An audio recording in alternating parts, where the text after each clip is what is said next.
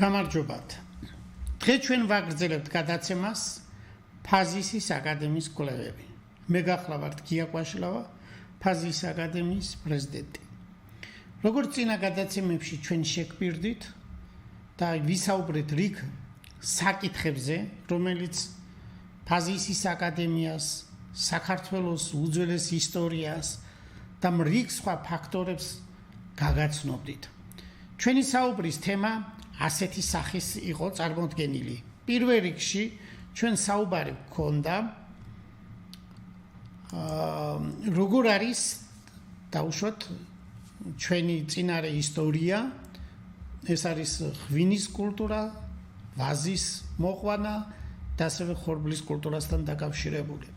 და რიგი სამეცნიერო კვლევების თანახმად ეს უკვე ვიცით რომ მინიმუმ 8000 წელია. ანუ ფაქტობრივად გამოდის რომ ჩვენმა წინაპრებმა ძალიან დიდი ხნის წინ შეძლეს როგორც ამ კულტურების ათვისება და შესაბამისად მისი გამოყენება. ერთგვარად ეს დიდი მეცნიერებაა, რომელსაც ძალიან გაფრთხილება და სათუთი მიდგომა ჭირდება, რომ ეს ჩვენ კარგად გავიაზროთ. ესე იგი, როგორც თქვით, საქართველო წარმოდგენილია 1894 წლის წიგნში, რომელიც ლონდონშია გამოცემული, ღვინის სამშობლოდ.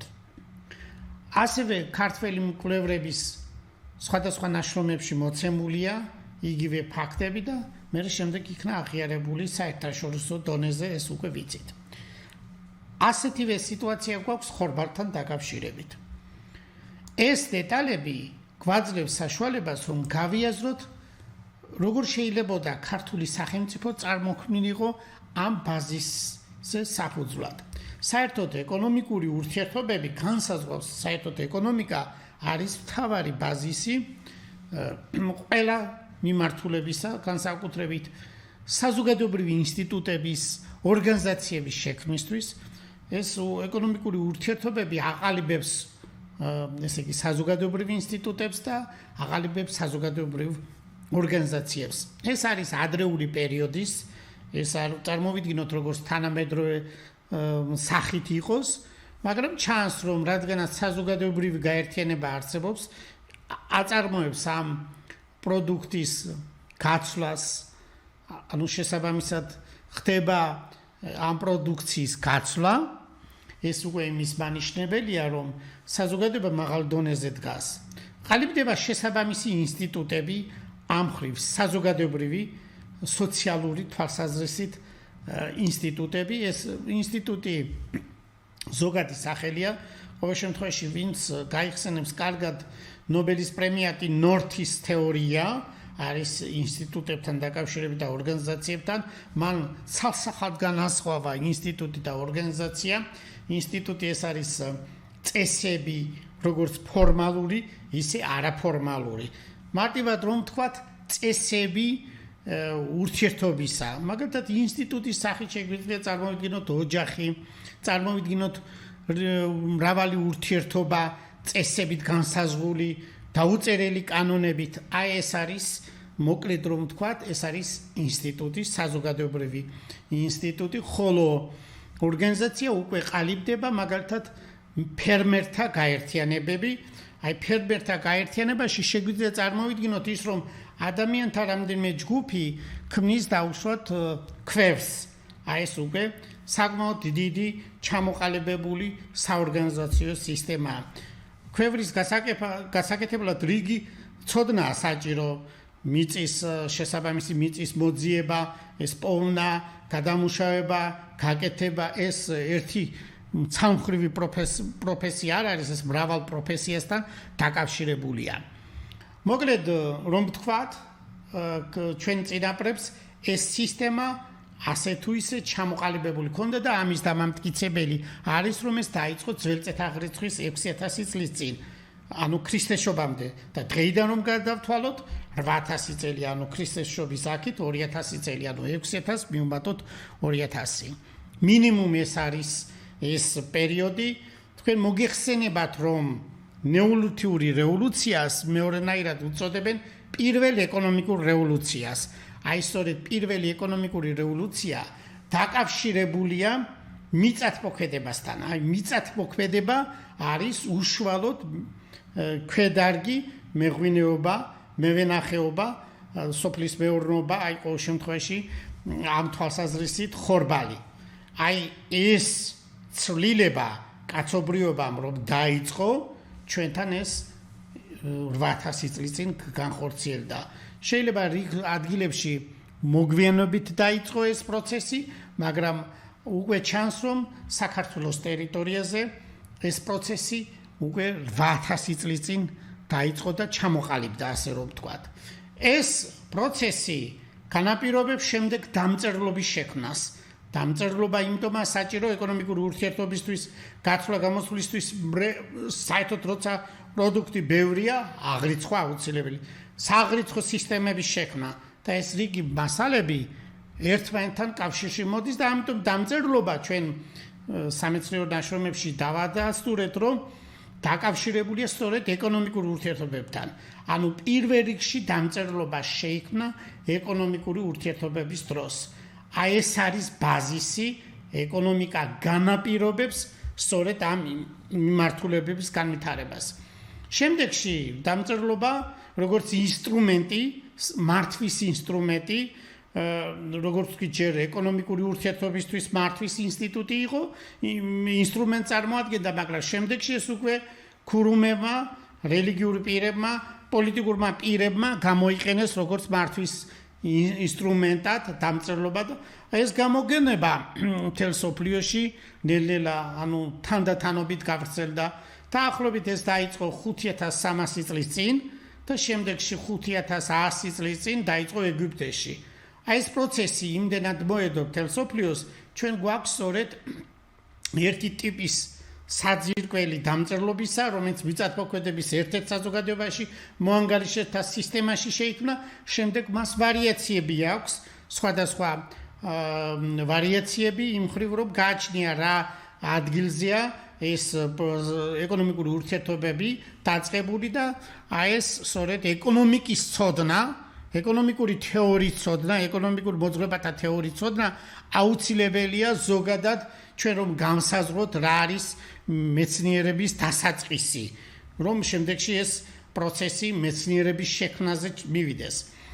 აი იმ პროცესში, როგორც თქვით, ყალიბდება როგორც დამწერლობა, ანგარიშის სისტემა, საღრიცხო, აქ უკვე საჭიროა მათემატიკა, არითმეტიკა და რიგი სხვა დათვლის პროცესები მიმდინარეობს. ანუ ფაქტობრივად ეკონომიკურმა ურთიერთობებმა განაპირობა ესე იგი დამწერლობისა და მათემატიკის ჩამოყალიბება. როგორც მათემატიკა ამ პერიოდში არის როგორც გამოყენებითი მათემატიკა, ანუ გამოყენებითი თვალსაზრისით არის ეს პროცესები განპირობებული, ანუ ჭირდება მას შესაბამისი თემასთან, საკითხთან დაკავშირებით ცოდნის გაღრმავება. მაგალითად, ქვევრის ეს ფორმა, რომ შემუშავებული იყო, რიგი პროცესები განვითარდა. ყოველ შემთხვევაში, როგორც ვაკვირდებით არქეოლოგიური მასალების მიხედვით, ქვევს დასაწყისში უფრო ფართო ყელი ჰქონდა. შემდეგში ხდება ამ ყელის დავიწრება. ეს გეომეტრიული განსაზღვრულობა, ფორმა, ეს ყველაფერი სწორედ პროცესმა, განვითარებამ ადამიანისას მოიპოვა ეს დახვეწა. ეს პროცესი ძალიან რთულია, ყოველ შემთხვევაში რიგ ფაქტორებთან არის დაკავშირებული და ამას დღეს არ აღვნიშნავთ, მაგრამ ეს პროცესი ნელ-ნელა, ანუ რაღაც პერიოდი დაახლოებით ეს 6000 წელი შეიძლება მოანდომოს კაცობრიობამ რომ მივიდეს, ესე იგი საზოგადოებრივი ინსტიტუტების, საზოგადოებრივი გაერთიანებები ეს უფრო იქცეს ტომობრივად, შემდეგში თემი ჯერ ტომი და ასე შემდეგ ერად ჩამოყალიბდეს, ანუ დიდ გაერთიანებად ჩვენ ვიცით ქალაქ-სახელმწიფოები ადრეულ პერიოდში და ის იქცეს როგორც სახელმწიფო. აი ესეთი პროცესი საქართველოსთან დაკავშირებით დაიწყო 4000 წლის წინ.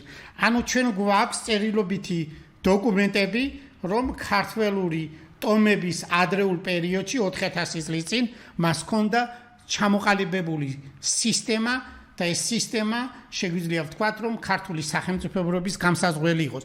ამისი ეკონომიკური ურთიერთობების შესაბამისი მტკიცებაც არსებობს, მაგრამ დაწერილი ფაქტობრივი მასალა პირდაპირ გვეუბნება და პირდაპირ გვითითებს იმ ტომობრივ სახელებს, იმ მნიშვნელოვან ტოპონიმებს, რაც უშუალოდ დაკავშირებულია ქართველ ერის წინარე პერიოდთან. ანუ ფაქტობრივად მტკიცების სახით შესაძლებელია ვთქვათ, რომ ქართული სახელმწიფო 4000 წლისაა. ეს პროცესი შემდეგ ვითარდება, ანუ კაცობრიობამ უნდა დაიწყოს ისეთი სისტემის შექმნა, რომ დახვეწოს რიგი თემასთან დაკავშირებით, რომელი გამოდგება, ანუ პროცესი მიმდინარეობს, რომ საბოლოოდ კაცობრიობა მივიდეს როგორც აზროვნება. აქვს ადამიანს ჯერ მითოსური აზროვნება, შემდეგ კაცობრიობას აქვს რელიგიური აზროვნება და ბოლოში უნდა ჩამოყალიბდეს ფილოსოფიური აზროვნება. ანუ მითოსურ აზროვნებაში იქ განსაზღვრულად არის მოცემული წინასწარ, იქ არ არსებობს საწინააღმდეგო დაშვება, მოცემულობიდან გამომდინარე შესაბამისად ხდება გადაწყვეტილების მიღება. ასევე ცოტათი ვითარდება რელიგიური აზროვნება, მაგალითად რელიგიური აზროვნების სისტემა აქვს ძალიან განვითარებული ეგვიპტეს. ანუ ეგვიპტური რელიგიური სისტემა ემორჩილება მთელი ეკონომიკური ურთიერთობები და მასთან დაკავშირებული ეს რელიგიური ურთიერთობება განაპირობა პირამიდების შენებლობა და ასე შემდეგ.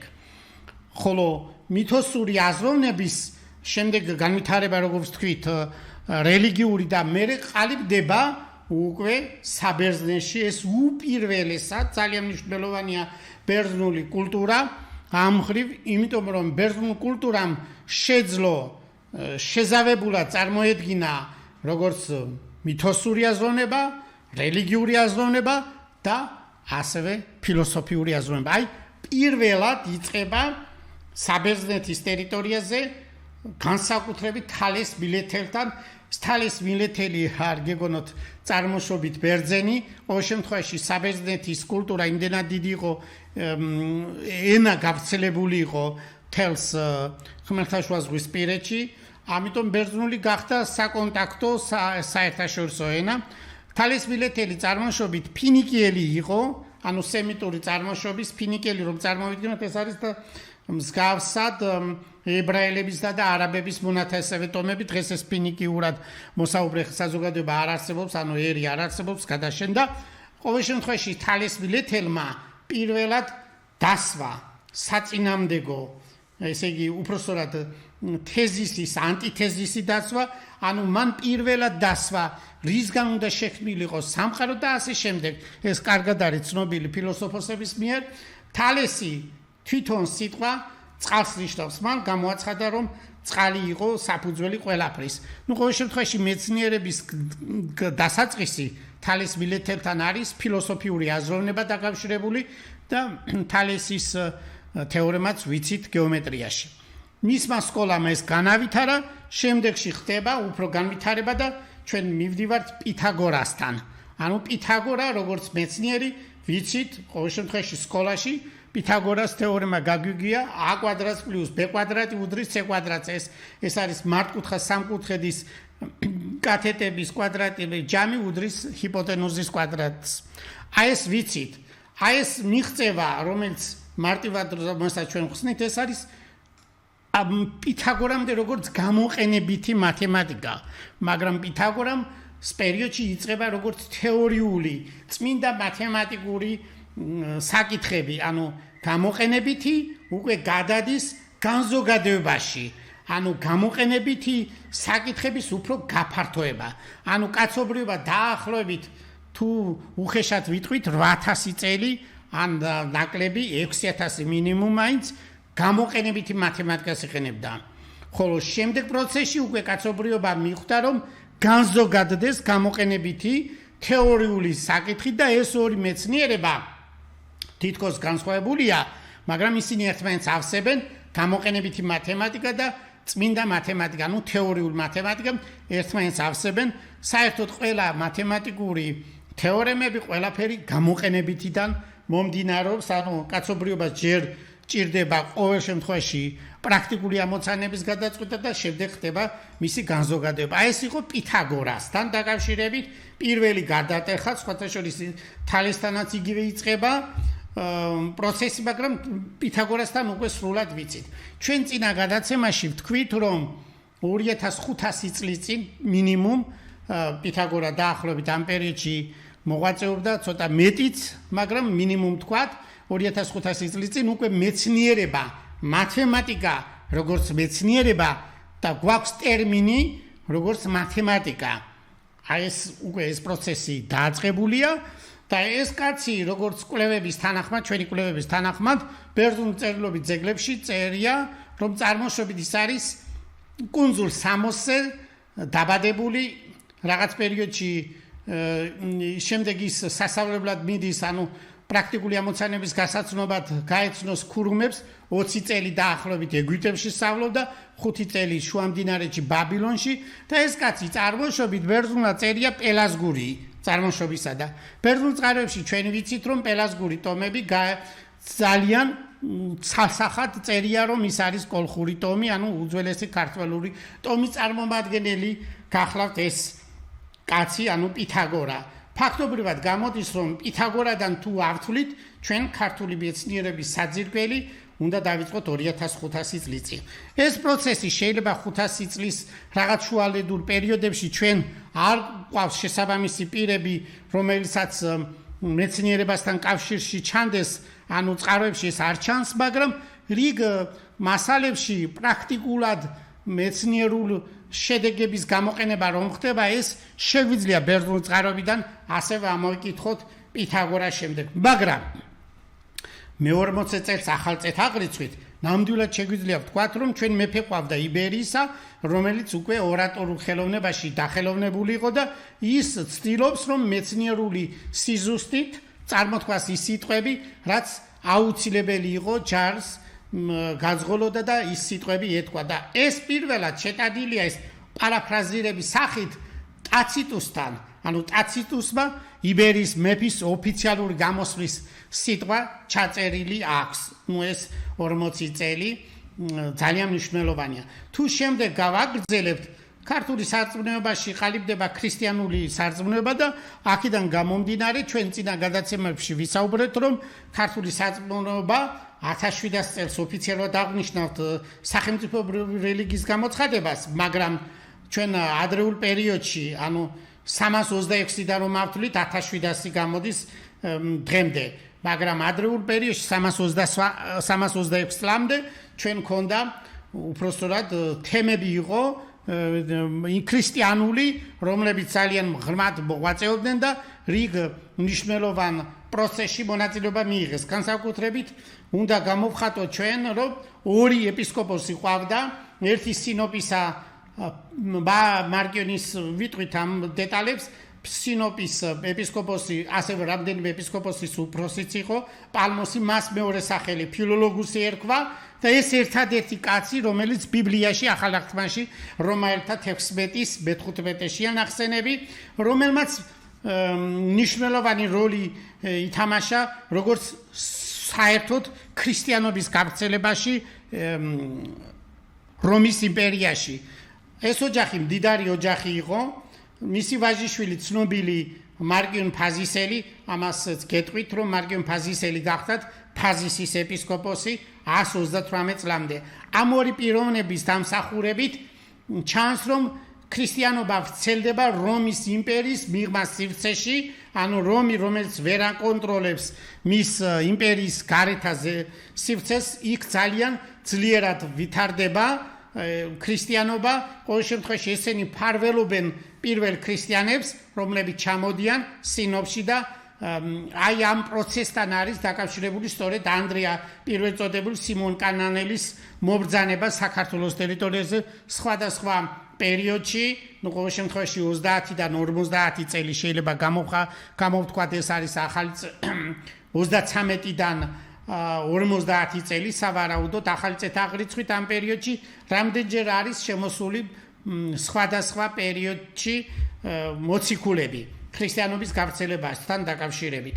აი აქ სწორედ მარკიონის დამსახურება არის, რომ მან რედაქტირება მოახდინა ბიბლიის ახალი აღთქმისა, ლუკას სახარებისა და პავლეს მოციქულის 10 წიგნისა. საოცრება ის არის, რომ ერთ-ერთი მეცნიერი, რომელმაც დაწერა წიგნი 1872 წელს ლონდონში, წერს ცალსახად, რომ მარკიონმა პირველად მოახდინა რედაქტირება და მიიღო პირველი წყარო, როგორც ამ წიგნში წერია, პალმოს წმინდა პავლემ გადაცა პირველი მასალები, ანუ ავთენტური ტექსტი, რომ შემდეგში რედაქტირება მომხდარიყო. საოცარი ის არის, რომ რაც დავასახელებთ ლუკას სახალებას და ასევე 10 წიგნი მოციქულებისა, წმინდა პავლეს მოციქულის წიგნის 10 ნაწილი, ესე იგი დაიწერა, ესე იგი უпроსტორად ლინგვისტურად გაიმართა იმ ბერძნულ ენაზე, ეს მოხდა სინოპში და ფაზისში. საოცრება ეს არის, სწორედ მეცნიერების დასაწყისია ეს, ქართული ქრისტიანობის მეცნიერების დასაწყისია, როგორც ლინგვისტურად, ასევე სხვა მიმართულებით, ყოველ შემთხვევაში ეს ტექსტი რომ დაიწეროს ბერძნულ ენაზე, ეს ძალიან დიდი პროცესია და ჩვენ ყოველ შემთხვევაში ქართველები ამ პერიოდში გამომდივართ პირველი ჩამწერები რაღაც ნაწილისა, ახალი აღთქმისა და მისი გამართვაც მოხდა, ანუ რედაქტირება. ფაქტობრივად ჩვენ ვისაუბრეთ სახელმწიფობრობა 4000 წელი, მეცნიერება 2500 წელი და სარწმუნოება 2000 წელი. შემდეგში ეს პროცესი ვითარდება და ყალიბდება ამ პროცესის შედეგად აუცილებელია შესაბამისი აკადემიის შექმნა. ანუ ადრეულ პერიოდში თქვენ მოგეხსენებათ მე-5 საუკუნეში და ცოტა მოგვიანებით მე-4 საუკუნების ან მე-3 საუკუნების პერიოდებში ათენში ყალიბდება ძველწესაღრიცხვით ყალიბდება აკადემია, პლატონის აკადემია ჩამოყალიბებულია და ასევე არისტოტელეს ლიცეუმი. მაგრამ ეს არის წარმართულ პერიოდში. მაგრამ ქრისტიანულ პერიოდში ჩვენ გვაქვს სწორედ 154 წელს დაარსებული ეს ტერტულიანე კართაგენელის ნაშრომიდან ვიცით, რომ 154 წლის 15 ივლისს მარკიონ ფაზისელმა, რომელიც გახდათ იოანე მოციქულის უშუალოდ მოსწავლე და ასევე იხსენება წმინდა პავლეს მოსწავლეთაც, ნუ ყოველ შემთხვევაში მამიდან გამომდინარე მამა იყო, ესე ქრისტეს მოწაფეთან, ესე იგი 70 შორის ერთ-ერთი, ნუ ეს პროცესი ერთმანეთზე დაკავშირებულია. ანდრია პირველწოდებული ხელდასმით გახდა ეპისკოპოსი მარკიონის მამა პალმოსი, ანუ ფილოლოგუსი. ახლა ამ საკითხებს ჩვენ ადრეთაც რიგ შემთხვევაში შევეხეთ, მაგრამ აღარ გავშიფრავთ, ეს უკვე ადრე გადაცემაში ვისაუბრეთ, მაგრამ ეხლა ხსნით იმას, რომ რა მნიშვნელობა აქვს აკადემიის ჩამოყალიბებას. აი სწორედ ამ პროცესმა ფაზისის აკადემია ჩამოყალიბდა იმ ადგილას, სადაც ეკონომიკური ურთიერთობები განვითარებულია. სტრაბონი წერს პირველ საუკუნის მიჯნაზე, ახალი წელთაღრიცხვისა და ძველი წელთაღრიცხვის შორის, რომ აი ფაზისში 60 ენა ისმოდა, დიოსკურიაში 80 ენა, ანუ სხვადასხვა ქვეყნებიდან, ბაქტრიანა ეს იყო ადგილი ჩრდილოეთ ავღანეთიდან და ინდოეთიდან ჩამოდიოდნენ ხალხი და ნუ ყოველ შემთხვევაში ეს ადგილი ფაზისი, რიონი, მდინარე ფაზისი, ეს იყო ცენტრალური გზა იმისთვის, რომ ეკონომიკური ურთიერთობების პროცესის დროს მიმდინარეობდა სავაჭრო გაცვლა, გამოცვლა, ვაჭრობა და აქ ფული მოიჭრა. ჩვენ ეს უკვე ყოველ შემთხვევაში ადრე ქრისტიანობამდე პერიოდში ძველი წელთაღრიცხვის მე-5 საუკუნეში ფული იჭრება. ანუ რადგანაც ეკონომიკურად ძლიერია ის ადგილი, ანუ სადაც ვითარდება ეს ეკონომიკური ურთიერთობები, აი იქ უკვე აუცილებელია სასწავლო სისტემის შექმნა და აი ფაზისის აკადემია ამიტომ ყალიბდება ასეთ მნიშვნელოვან ადგილას. ჩვენ ახლა რაცაც შევეხეთ, ეს არის ის, რაც ამ პროცესმა განაპირობა და ამ შედეგებამდე მივედით. ახლა ვთქვათ, რასთან არის დაკავშირებული სიტყვა ფაზისი, ანუ ფოთი, ეს ბევრჯერ გაუგებარია რიგი ადამიანისთვის და ახსნათ ახლა. ქართული სიტყვა, ანუ ტოპონიმი, ქალაქის სახელწოდება ფოთი, რომელიც დღეს გვაქვს ესეთი ტიპის, მოკლედ ლინგვისტურად რომ ვთქვათ, ადრეულ პერიოდში გერეას ხმოვანს აქვს ასეთი რამ დასაწყისში ჯერ აიყო, ანუ უფრო ძველ პერიოდში აი იყო და შემდეგ პროცესი ლინგვისტური იწყება და გადადის ოში. ფათი იყო ფოთის უფრო ადრეული სახელი. ეს ფათის, ანუ პათი, ეს ბერძნულად ფათის, ანუ ფასის, ანუ ტსა და სს მონაცვლეობაც დაფიქსირებულია ბერძნულ ენაში, ანუ ფოთი ეს არის ფათის, ანუ ფასისი. ჩვენ ვიცით რომ მდინარე ფაზისი რიონია და იმდენად სახელგანთქმულია ფაზისი იმ პერიოდში არგონავტების პერიოდში და შემდეგაც რამდენიმე მდინარესაც დაერქვა კავკასიაში და ასევე ევროპის კონტინენტზეც არის. ყოველ შემთხვევაში ძირითადად მაინც რიონი არის ფაზისი და აკაკი წერეთელმა აღწერა და პირველად დადეშისებაც და დაწერა რამდენიმე წლით ადრე, ერთი წლით განსხვავებით აკაკი წერეთელთან შედარებით, ამაზე ჩვენ წინა გადაცემაში ვსაუბრობდით, რომ მდინარე რიონი მოედინება რაჭის ქედიდან ფასისის წყალიდან.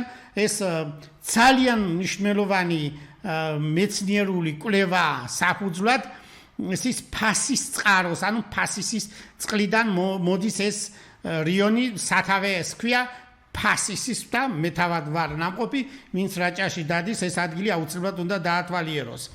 რა არის ახლა ფასისი? ჩვენ წინა გადაცემაში სწორედ შეგვირდით, რომ რას ნიშნავს, ესე იგი ფოთი, ფათი, ფათის, ფასის, ეს გასაგებია ლინგვისტურად. მაგრამ თვითონ ფასისი რას აღნიშნავს? ლინგვისტურად ეს სიტყვა აღდგება უფრო უძველეს ფორმაში და ჩვენ კვლევა ცალკე გვაქვს გამოქვეყნებული ენათმეცნიერულად, რომ ეს აღდგება როგორც ფასტის ან ფუსტის ან ფუსტი. ყოველ შემთხვევაში ვინც სვანური კარგად იცის, ფუსტი სვანურად უფალს ნიშნავს. ანუ ეს სიტყვა რაღაცა ღვთაების სახელია. ახლა ვნახოთ, მართლა ეს ასე არის თუ არა ბერძნულ წერილობით წყაროში რა წერია. განსაკუთრებით აი ფაზისი, ანუ ფასისი მოხსენებულია როგორც მდინარეთა მეუფე, ანუ მდინარეთა უფალი. აი სწორედ ახლა ჩვენ გაგაცნობთ იმას, რომ მრავალი მეცნიერის კვლევების თანახმად, ყოველ შემთხვევაში არქეოლოგების, ამ შემთხვევაში მე დავასახელებ ბიქელაძეს ნაშრომს, ფაზისი როგორც ეს არის კოლხების ღმერთი. აი ბერძნულ ტექსტში ზუსტად წერია, განმარტებაში მოცემულია, რომ კოლხებმა სახელი მიიღეს ფაზისიზე კოლხოსისაგან. აი ესე იგი არსებობს ღვთაება, ანუ უფალი ფაზისი, ანუ ფუსტი, რომლიდანაც ჩდება შემდეგში შვილები და ამას გაგაცნობთ ახლა. ყოველ შემთხვევაში ბერძნული მითოსის მიხედვით ურანოსი და გეა ცნობილია. ურანოსი და გეას მრავდენიმე შვილი ყავს, მაგრამ ერთ-ერთი შვილს დავასახელებთ ჰიპერიონი და მისი მეუღლე თეია. ჰიპერიონს უშტება ჰელიოსი პირველი, ეს მზის ღმერთი სახელია. ჰელიოსი მეორე, შემდეგ ჩდება ჰელიოს მესამე, ჰელიოს მეოთხე. ჰელიოს პირველს, ჰელიოს მეორეს და ჰელიოს მესამეს ყოველ შემთხვევაში ბერძნულ მითებში ჯერჯერობით ვერ მოუძებნეთ მეუღლეების სახელი, მაგრამ ჰელიოს მეოთხის მეუღლის სახელი არის ოკიროე. და ამ წყვილს გაუჩნდება ბერძნული მითების მიხედვით ფაზისი მეორე და ფაზის მეორეს გაუჩნდება ვაჟიშვილი კოლხოსი, კოლხოსის ვაჟიშვილი ჰელიოს მეხუთე და აი ჰელიოს მეხუთეს შვილები არის სწორედ ახლა მე ჩამოგითვლით ძალიან ცნობილი, ესე იგი აიეტი მოგეხსენებათ კოლხეთის მეფე იყო, კირკე მისი და პასიფაე. კირკე იტალიოსის, ლატინოსის, რომულუსის დედა არის, ყოველ შემთხვევაში ის მეფობდა ასე დედოფალი შეიძლება წარმოვიდგინოთ იტალიაში კუნძულ აიაიაზე. ყოველ შემთხვევაში ეს ბერძნულ მითების განსაკუთრებით შეგვიძლია ჰომეროსის ილიადა და ოდისეა და ასევე ენეიდაში გავეცნოთ ამასალებს. მე ფიქრობ, რომ ეს ძალიან უნდა ვიცოდეთ ეს დეტალები. და პასიფაე კი ეს იყო კრეტის დედოფალი, ცნობილი დედოფალი, კრეტის კნოსოსის სასახლის ამგები და ეს მითები თქვენთვის ცნობილი, აღარ გავაგრძელებ ამ მიმართულებით. მოკლედ, ესე იგი ეს სახელი ფაზისი ანუ ბერძნულ მითების მიხედვით და საერთოდ ჩვენი ლინგვისტური კვლევების თანახმად და საერთოდ ლინგვისტური მასალა ყოველ შემთხვევაში ესე ქართული მეგრული ლაზური და შემდეგში სვანურის მასალების მიხედვით ხდება რეკონსტრუქცია უძველესი სიტყვისა როგორ შეიძლება ის წარმოვიდგინოთ მაგალითად როგორც ფირი თქვენ შეგიძლიათ უკან დააბრუნოთ ხო ეს ფირი შეგიძლიათ აი ესე ლინგვისტური კანონზომიერებებით თქვენ შეგიძლიათ აღადგინოთ 4000 წლის წინანდელი 5000 წლის წინანდელი სავარაუდო სიტყვის ფორმა და ეს ლინგვისტურად მარტო ჩვენ არა საერთოდ 150 წელი დაახლოებით შეიძლება ვთქვათ ქართველური ენათა მეცნიერებაში ეს უკვე ქართველოლოგიაში ეს ფორმულები ანუ ლინგვისტური კანონზომიერებები უკვე გამოკვლეულია და შემდეგშიც მიმდინარეობს გამოკვლევები ახლა ამ კუთხით მრავალი შედეგი გვაქვს ყოველ შემთხვევაში ჯერ გერმანიაში როგორც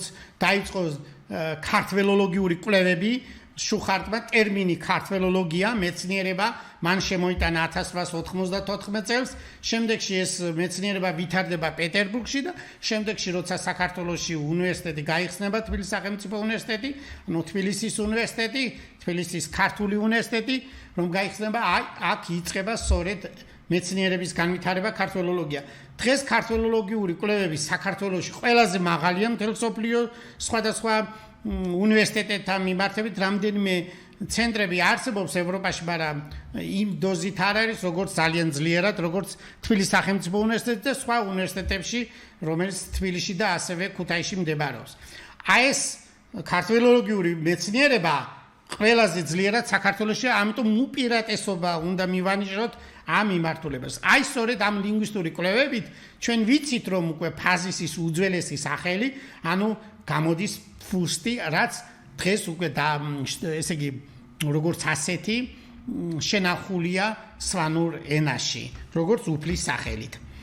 აი ამ უფლიდან, ანუ როგორც ბერძნულ წყარო წერს, ესე იგი დინარის ღვთაებიდან გაჩენილია ეს კულტურა, ანუ ფაქტობრივად ჩანს, რომ დასავლეთ საქართველოს ტერიტორია სწორედ დინარისთან, წყალთან, ესე იგი ზღვასთან დაკავშირებული არის, სწორედ ეს საერთოდ დინარე ნიშნულოვანია ცივილიზაციის ჩამოყალიბებაში, განსაკუთრებით ჩვენ დავასახელოთ ახლა მაგალითად შუამდინარეთი ტიგროსი და ეფრატის შუა არის, ეს არის შუამდინარეთი შუმერული, ბაბილონური, ესე იგი აქადური და სხვა ცივილიზაციები ყალიბდება, ასევე ნილოსის სანაპიროს ეგვიპტური კულტურა ყვავის, ხარაპას კულტურა რომელიც ყალიბდება ინდის პირას და ასევე ჩინეთშიც. აი ეს დაკავშირებულია მდინარესთან, იმიტომ რომ ეს ეკონომიკური ურთიერთობები სოფლის მეურნეობა პირველ რიგში სწორედ დინარის პირას ვითარდება და ამ ხრივ ჩვენ ახალ გავშიფრავთ. მოკლედ ეს სიტყვა ფაზისია არის უფალი დინარის ღმერთის სახელი. ეხლა გავშიფროთ აიეტის ვაჟიშვილი ჩვენ ერთი გვაქვს ყოველ შემთხვევაში წყაროების მიხედვით ეს აბსირტია ცნობილი და ყველაზე მეტად ცნობილია მედია, თუმცა ქალკიოპეც არის ცნობილი. მედიას ვაჟიშვილის სახელია თესალოსი და მედოსი, ну კიდევ გვაქვს 14 მაინც არის ყოველ შემთხვევაში ბერძნულ წერილობით ძეგლებში მედიას შვილები, ქალკიოპე არგოსი. აი ახლა წავიკითხავთ რაზეც დგას მთელი ევროპული ძველი მასალები, წყაროები, რაზეც არის მოცემული. კოლხეთში სახელი აიტი ადგილობრივია, ასე წავს სტრაბონი, რომი დააფუძნა ოდისევსისა და კირკეს ვაჟმა რომუსმა. ეს პლუტარქეს უწერია, ცნობილია ყოველ შემთხვევაში ბერძნულ წყაროებში და თელ ლათინურ ლიტერატურაში, რომ ფაზისელი აიეტი, ფაზისელი მედია, ასული, ფაზისის ასული და აქვე არის კიდევ მინიშნება და დაწერილია რამდენიმე სხვადასხვა წერილობის ძეგლში კუტაიელი, ანუ თანამედროვე ტერმინით რომ ვთქვათ, თანამედროვე ტოპონი ქუთაისელი აიეტი და ასე მოიხსენებია მედია კუტაიელი მედია. ძალიან მნიშვნელოვანი ფაქტებია ეს, რაც ჩვენ ვიცით ბერძნული წყაროებიდან. მედიასა და იასონის შვილის სახელიდან თესალოსი, ესეთი სახელი აქვს, წარმოდგება ადგილის სახელწოდება დღევანდელი საბერძნეთის რეგიონისა თესალია. ხოლო მეორე მეორე მხრივ მეორე ვაჟიშვილის სახელი არიელების ქვეყანას ეწოდა, ანუ დღევანდელი სპარსეთის, ანუ ირანის ჩრდილოეთ ნაწილს ეწოდა მედიას ვაჟიშვილის სახელი მიდია, ამას ჰეროდოტე წერს. ეხლა მეცნიერულად ზოგ სხვა მოსაზრება შეიძლება კონდეს, მაგრამ აი ესეთი ინფორმაცია გვაქვს ჩვენ ბერძნულ ლათინურ წყაროებში. ამიტომ არის ამ მასალების ცოდნა ძალიან მნიშვნელოვანი ჩვენი ისტორიის, ჩვენი ადგილის ზუსტად მოძებნისთვის. ძველი ბერძნული წყაროების, მაგალითად ევმელოს, კორინთელის, ეპიმენიდესა და სხვათა მიხედვით ზემოხსენებულ ადგილებს აიეტის ძმები, დები და მისი ოჯახის წევრები განაგებდა. ეს არის ხმელთაშუა ზღვისპირეთი, შავი ზღვისპირეთი. მაგალითად რომ შეგახსენოთ მნიშვნელოვანი, აი მაგალითად ყირიმი, ბევრჯერ აიათი იხსენება, აიათი მას მართავს ყოველ შემთხვევაში ტავრიდის სამეფოა, ყირიმი დღევანდელი მართველი გახდათ პესეს მეორე. ეგვიპტის მართველი ნაწილობრივად მზის ქალაქის დამარცხებელი იყო აქტისი, აიეტის ძმა. ფაქტობრივად კიდევ ერთი ძმა ალოევსი მართავს სიკიონის, პელოპონესის დღევანდელი საბერძნეთის სამხრეთ ნაწილს, მცირე ოლქს, მაგრამ ყოველ შემთხვევაში კიდევ ვიცით, რომ აიეტი არის კორინთოს მართველი და მოგეხსენებათ, კორინთო ძალიან მნიშვნელოვანი წერტილია დღეს და ასევე 200 წელია უკვე, სადაც ყელია გაჭრილი და ესე იგი ეგეოსის ზღვისა და შემდეგ მეორე მხარის გადასასვლელი გზის სწორედ იქ არის გაჭრილი 6-7 კილომეტრი. აი ეს ადგილი კორინთო არის ძალიან ცენტრალური ადგილი სავაჭრო განვითარებისთვის ძველ პერიოდში და ახლანდელ პერიოდში თავისთავად ეს მნიშვნელოვანი ობიექტია. ანუ ფაქტობრივად ეკონომიკური ურთიერთობები ვითარდება იმ ადგილებში, სადაც არის საქონლის გადაზიდვა, ანუ მიმართულება გზებისა. ყოველ შემთხვევაში მარტივად რომ ვთქვათ, ესე იგი ჩინეთიდან დაუშვათ წარმოვიდგინოთ ეს აბრეშუმის გზა, ეს პირველ-მეორე საუკუნეა, ახალი წელთაღრიცხვის რომის განვითარების შედეგად, აი სწორედ ეს გზები, სადაც გადის, იქ ვითარდება ძალიან მაგრად ეკონომიკური ზრდა ხდება.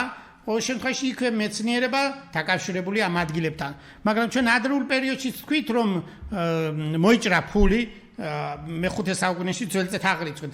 მაგრამ ეს ფაქტორები დაკავშირებული იყო სწორედ ბუნებრივ გარემო პირობებთან. აი ახლა ამიტომ ჩვენ უნდა შევეხოთ და ვთქვათ ასეთი წინადადება, რომელიც ჩამოაყალიბა აკაკი ურუშაძემ.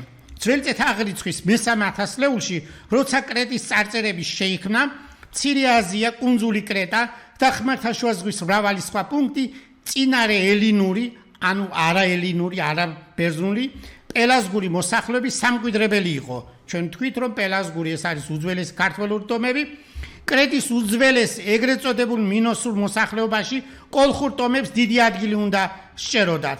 ქართველ ტომებს, რომელთა მემკვიდრეობითი კავშირი წინა აზიის უძველეს მოსახლეობასთან თითქმის ყველა დარგშია გამომჟღენებული. მრავალი ძაფი აკავშირებს უძველეს კულტურის ისეთ კერასთან, როგორიც კუნძული კრეტა იყო. პელაზგურ კოლხურის სამყაროს მჭიდროდ უკავშირდება კრეტის ქმულება კოლხთა და კორინთელთა გამგებელ აიეტზეც, კრეტის ლეგენდარული მეფის მინოსის მეუღლე პასიფაე ჰელიოსის ასულია. იგი აიეტისა და კირკეს და მედიას მამიდე და არიადნეს დედა. აი ეს მასალა ყოველ შემთხვევაში ცნობილია ბევრი ამ დარგის სპეციალისტისთვის. ჩვენ ახლა შევაჯამოთ ის აზრი, რომ აი ეს პროცესი, რომელიც დაიწყო ხმელთაშუა ზღვისპირეთში, ეს პროცესი დაკავშირებულია უშუალოდ ქართველურ ტომებთან, რომელთაც მერე ყალიბდება ევროპული ცივილიზაცია. აი ამიტომ პასიფაეს, მედიას, კირკეს ბერძნულ კულტურაში და შემდეგში ევროპულ კულტურაში ძალიან დიდი როლი აქვს. აი მაგალითად პასიფაე, კრეტის დედოფალი აიეტის და რომაული ვილის მოზაიკა არის აღმოჩენილი და დათარიღებული ეს ახალი წელთაღრიცხვის მეორე საუკუნის ბოლოს დღევანდელი თურქეთის ტერიტორიაზე, აღმოსავლეთ თურქეთის ტერიტორიაზე, სირიასთან ახლოს ზეუგმას მოზაიკის მუზეუმში ინახება, საოცარია, მე თავად მაქვს ეს ნანახი და წარმოუდგენელია ამ სიდიდის 5-4 მეტრზე უფრო მეტი სიდიდის ოთახში არის გაკეთებული მოზაიკა და აი აქ არის წარმოდგენილი კოლხეთის მეფის აიეტის და პასიფაესეთ ბერძნულად დაწერე პასიფაე. ეს მოზაიკა ჩვენ ვაჩვენეთ Facebook-ზეც და ასევე ვიდეო სახით, ვინც აღმოაჩინა, ფრანგმა სამეცნიერო ჯგუფმა აღმოაჩინეს და ამაზე ჩვენ ვიდეო მაშინვე დავდეთ Facebook-ზე. შემდეგში ვითარდება ეს პროცესი რომისა და საბერძნეთიდან გამომდინარე რომშიც და ასევე ევროპაშიც გადადის, იმიტომ რომ ევროპის კულტურა ფაქტობრივად ესე იგი ჯერ ვითარდება ბერძნულ კულტურაზე, რომაულიდან ევროპული და ამიტომ ამ საძირკვლიდან გამომდინარე ეს ცნობილი მითის პერსონაჟები გახდა ძალიან მნიშვნელოვანი ევროპის კულტურისთვის. მაგალითად, თეოგენიაში ეს არის ბერძნული დაწერილი წიგნი ღმერთთა წარმოშობის შესახებ, ყურადღებას იპყრობს პელაზგური მოდმის ტირსენიელებისა და კირკეს კოლხთა ნათესაობის შორეული გამოძახილი, ჰელიოსის ასული კირკე დაუკავშირდა ოდისევს და შვა აგრიოსი, ლატინოსი და ტელეგონე, რომლების ტირსენიელების წინაპრები და გამგებელი გახდნენ. ეს არის ტირსენია დღევანდელი რომის ჩრდილოეთ ნაწილი, ეტრუსკების წარმოშობაზეა საუბარი, ამ ადგილზე მნიშვნელოვანი კულტურა გავრცელებული და დღეს ამას არ გავაგრძელებთ, სარკე თემა იქნება შემდეგში. აი სწორედ ამიტომ აიელი კირკე, აიეტის და გამოხანდაგებულია ლუვრის მუზეუმის ფასადზე ორ ადგილას პარიზში, საფრანგეთში და ეს ფოტოები ჩვენ ადრეც გაჩვენეთ და კიდევ მნიშვნელოვანი იმდენად ძლიერია წარმოშობის სიდიადე, მაგალითად ფრანგების მეფეს აუცილებლად ჭირდება ლუდოვიკოს მისი წარმოშობა უშუალოდ არის დაკავშირებული მზის ღერთან, ამიტომ მის სასახლეში სწორედ გამოხატულია არგონავტების ეს პეიზაჟი, რომლებიც ჩამოდიან კოლხეთში და ხვდებიან აიეტს და გამოხატულია ეს იასონი აიეტი ვერსალის სასახლეში. ქალღმერთა დიანას ოთახი და ეს ნახატი შესრულებულია 1672 წელს. საოცარია რომ ეს ყველაფერი ჩვენ ძალიან კარგად უნდა ვიცოდეთ, ამიტომ ვაკეთებთ ამ მნიშვნელოვან პოპულარულ ენაზე ამ ტიპის გადაცემას. ჩვენ შემდეგ გადაცემაში კიდევ უფრო დაწვრილებით დავიწყებთ საუბარს მათემატიკურ მოდელირებაზე, საერთოდ საქართველოში მეცნიერული თვალსაზრისით ყველაზე ძლიერი სკოლა მათემატიკური მოდელირების თვალსაზრისით ეს არის სოხუმის სახელმწიფო უნივერსიტეტში. მათემატიკური მოდელირების მხრივ ლიდერია პროფესორი თემურ ჩილაჩავა და ამიტომ საჭიროა რომ ეს სკოლა ძალიან გაძლიერდეს, გამტკიცდეს და მას პირიქით დახმარება ჭირდება რომ ეს მიღწევა არ გავაფუჭოთ, არ გავნიავდეს, ისე რომ ეს უდიდესი რამ არის მათემატიკური მოდელირება მსოფლიო სამეცნიერო წრეებში. ყოველ შემთხვევაში ბატონი თემურ ჩილაჩავას ციტირების ინდექსი საკმარისია იმისთვის, რომ 1300 ციტირების ინდექსი ეს მაჩვენებელია იმისა, რომ რამდენად ძლიერია მისი სამეცნიერო სკოლა, რომელიც შექმნილია თბილისის სახელმწიფო უნივერსიტეტში. ბატონ თემურ ჩილაჩავას დიდი მათემატიკური განათლება აქვს მიღებული მოსკოვის სახელმწიფო უნივერსიტეტში, რა თქმა უნდა, მათემატიკური სკოლა საქართველოში მაღალ დონეზეა, მაგრამ ყოველ შემთხვევაში იმ თვალსაზრისით, რომ მოსკოვის სახელმწიფო უნივერსიტეტის მექანიკა-მათემატიკის ფაკულტეტზე ისავლო, ეს პატარა არ არის, ეს ძალიან დიდი დატვირთვა, თან დაამთავრო წითელ დიპლომზე ძალიან რთულია და ამიტომ უნდა შევუწყოთ, როცა მეცნიერი ამ დონის ყავს, სწორედ მეცნიერი განისაზღვრება პროფესიონალი მეცნიერისა. თუ მეცნიერი არ ყავს დარში, სპეციალობა არ იქნება. როდის თქვა თემისტიოსმა 355 წელს ყოველთვის დაკავშირებულია მეცნიერების განვითარება ოსტატთა დახელოვნებულ მასწავლებელთან. არ აქვს ადგის მნიშვნელობა, არამედ აქვს მნიშვნელობა მეცნიერს. ანუ ჩვენ სად მივიღებთ განათლებას, აი ის დასვა შეკითხვა იმასთან დაკავშირებით ყოველ შემთხვევაში რომელმაც ახალგაზრდამ დაუსვა თემისტიოს ფაზისის აკადემიის შესახებ უპასუხა მე განათლება მივიღე ფაზის აკადემიაში და მამაჩემაც მიიღო განათლება ევგენიოსმა ფაზიშიო სწორედ ამ დროს ამბობს რომ ათენში სწავლა არ არის იმდენად მნიშვნელოვანი ანუ ცნობილი ადგილი არ არის მნიშვნელოვანი თუ იქ ოსტატი დახელოვნებული მეცნიერი არ იქნება ამიტომ ჩვენთანაც მნიშვნელოვანია ევროპულ და ამერიკულ სამეცნიერო წრეებში სპეციალობები რომელიც განსაზღვრულია პროფესიონალ მეცნიერთან დაკავშირებული მაგალითად ცნობილი თანამედროვე ენათმეცნიერების მამა ჩომსკი ის თუ არ იქნება როგორ განვითარდებოდა ასე ძლიერად ამერიკის მეცნიერებაში ეს მიმართულება ამიტომ გაუვრთხილდეთ იმ პროფესიონალ მეცნიერებს რომლებიც ჩვენ გვყავს და ეს ძალიან დიდი სიმდიდრეა ბევრ ქვეყანას მაგალითად არ აქვს ეს სიმდიდრე ეს ფუფუნება რომ ვთქვათ ასეთი და ეს შესაძლებლობა ქართველმა მეცნიერებმა შექმნეს საქართველოში ძვირფასო ქართველებო გაუვრთხილდეთ ნამდვილ მეცნიერებას ნამდვილ მეცნიერულ მიღწევებს და საქართველოს სწორედ ამ საფუძველზე უნდა აღორძინდეს დღეს ამით დავასრულოთ საუბარი მომავალ გადაცემაში როგორც შეგვირდით ვისაუბრებთ მათემატიკურ მოდელირებაზე რა შედეგები არის სოხუმის სახელმწიფო უნივერსიტეტში მათემატიკური მოდელირების თვალსაზრისით საერთაშორისო მნიშვნელობის კვლევებია გაკეთებული და ჩვენ ეს აუცილებლად უნდა გაგაცნოთ იმიტომ რომ საზოგადოებამ ზოგადად შეჩვეულია ადგილობრივ შედეგებს და ასე არ არის ამ შედეგების მიღება დღეს ამით დავასრულოთ საუბარი კარგად ბრძანდებოდეთ მომავალ შეხვედრამდე დიდი მადლობა ყურადღებისთვის